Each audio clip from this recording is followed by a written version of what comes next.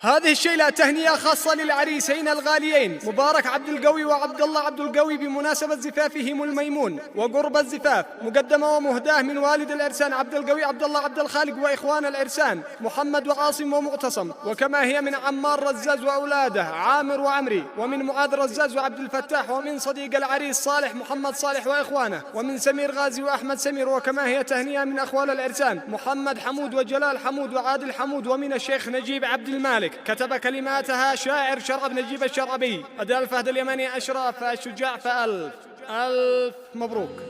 يا طيوري حلقي غرد الآن صفقي، من الغروب للمشرقي بشري بأفراحنا في ربوع أرض اليمن. أيوة اليمن، من تعز حتى عدن، واعلن الفرحة علن، شارك عرساننا عرساننا وارحبا.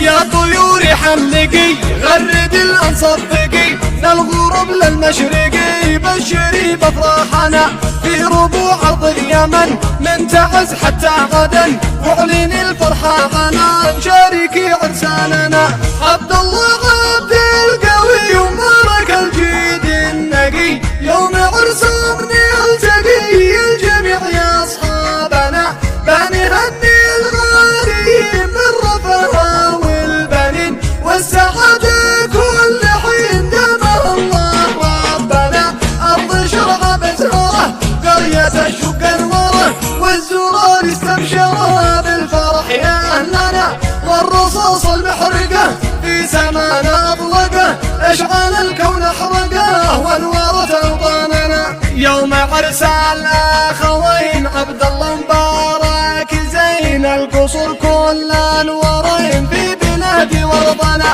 ألف مبروك قالها أبو عمر صاغها، والقوافي زفها تهنئة لإخواننا. حان وقت الفرح والصدر ضيق انشرح، والتعب والهم راح، فرحنا اليوم عندنا، بنغني ونحتفل بالفرح والسعد حل، في سما الشقة وطول وسعد احنا كلنا. زاد فوق النور نور والجميع فيكم فخور، دام الله السرور بنهني كلنا، عرسكم يا الغاليين يا رجال الوافيين، دامها الفرحة سنين والفرح من حولنا. ذا التهاني مرسلا من الأخ صالح عاجلة، في العطر مبللة صادر القرساننا، ما نساهم مستحيل صالح الجد الأصيل، راعي الطب والجميل خير نعم رجالنا. صادر من غمهم فيصل اهدهانهم، صالح النكم وكان بارك العرساننا،